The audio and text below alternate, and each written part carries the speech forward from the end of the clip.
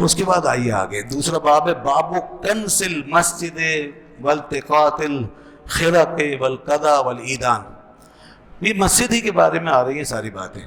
مسجد سے کی جھاڑو دینا اور وہاں سے کپڑے کی دھجیاں وہ چن کر پھینکنا، اور قضا یعنی خس و خاشاک وغیرہ یہ نکال کے باہر پھینکنا، اور والعیدان اور لکڑیوں کے ٹکڑے یہ نکال کے باہر پھینکنا چاہیے۔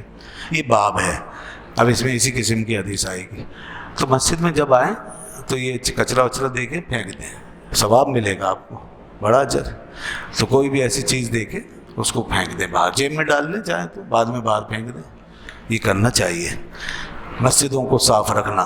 اب اس میں آیا حدیث میں کہ یہ حضرت ابو ہریرہ رضی اللہ عنہ سے روایت ہے، ان رجلا اسود اب امرأۃ سودا، یا تو ایک سیاہ فام مرد تھا یا سیاہ فام عورت تھی، سیاہ رنگ کا کوئی مرد یا عورت، ان کا یہ واقعہ ہے۔ کانا یقوم المسجد، وہ مسجد کی جھاڑو دیتے، مسجد کی صفائی کرتے تھے۔ فماتا، تو ان کا انتقال ہو گیا۔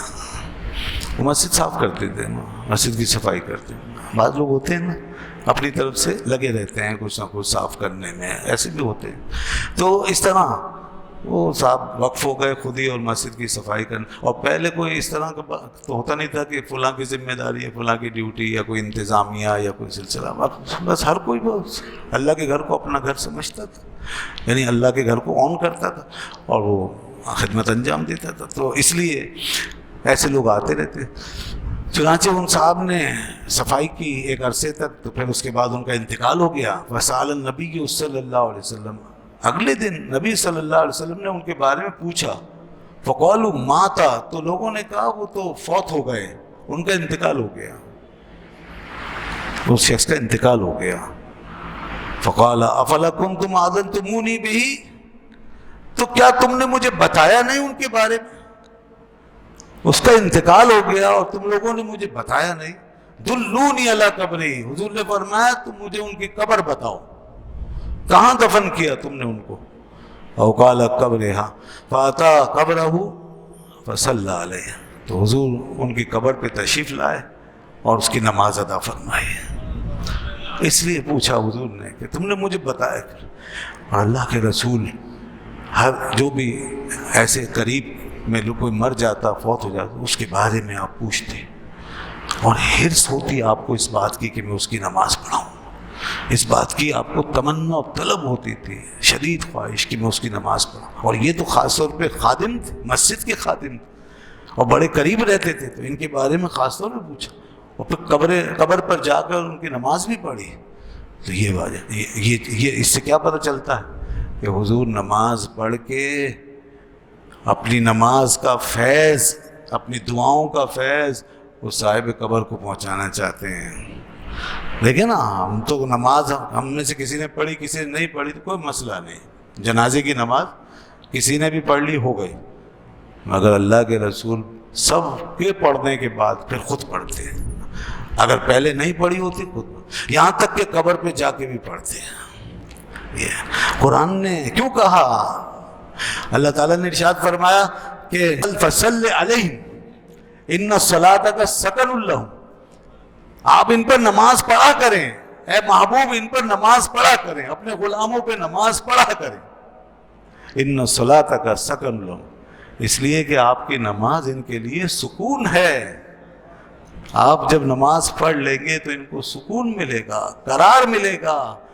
اس سے کیا پتہ چل رہا ہے کہ دیکھیں ایک ہستی ہے اس دنیا میں اور ایک مر کے قبر میں اتر چکا ہے، حضور یہاں ہیں اور وہ قبر میں اترا ہوا ہے، اور یہاں سے حضور کا فیض وہاں جا رہا ہے۔ تو جب یہاں سے حضور کی برکت، حضور کا فیض وہاں جا سکتا ہے، تو آج حضور جہاں ہیں وہاں سے حضور کا فیض یہاں نہیں آ سکتا؟ کیوں نہیں آ سکتا؟ تو جب حضور یہاں سے نماز ادا فرمائیں اور قبر میں ایک شخص کو سکون ملے، تو اب حضور جہاں اپنی قبر میں تشریف فرمائیں وہاں سے اگر دعا فرمائیں اور توجہ فرمائیں تو کیا آپ کا فیض امتی کو اوپر زمین پہ نہیں پہنچ سکتا؟ بالکل پہنچ سکتا ہے۔ ان الصلاۃ سکن لہم، آپ کی نماز ان کے لیے سکون۔ اسی لیے ایک حدیث میں آپ نے فرمایا کہ ان هذه القبور ممتلئۃ ممتلئۃ ہیں، بے شک یہ قبریں جو ہیں یہ بھری ہوئی ہیں، پر ہیں، کس سے؟ ظلمتاً علی اہلہا، اپنے ان اہل پر ظلمت سے، یعنی قبر والوں کے اوپر ظلمت چھائی ہوئی ہے، جب مردہ قبر میں جاتا ہے تو تاریکی اس پہ چھا جاتی ہے۔ وَإِنَّ اللَّهَ يُنَبِّرُهَا لَهُمْ بِصَلَاةِ عَلَيْهِمْ، اور اللہ تعالیٰ میری نماز کی وجہ سے ان کی قبروں کو نور سے بھر دیتا ہے۔ دیکھیں کہ قبر ظلمت سے بھری ہوئی ہے، میں جب نماز پڑھتا ہوں تو میری نماز کی برکت سے اللہ تعالیٰ اس ظلمت کو نور سے بدل دیتا ہے۔ یہ تھا وہ فائدہ، اسی لیے آپ نماز کا پوچھتے، مردے کا پوچھتے، مرنے والے کا پوچھتے، اور قبر کا پوچھ کر پھر آپ وہاں تشریف لے جاتے اور نماز ادا فرماتے تھے۔ اللہ اللہ، بڑے خوش نصیب تھے وہ لوگ جن کو یہ ساعتیں ملی ہیں، یہ موقع ملے ہیں، کیا بات ہے۔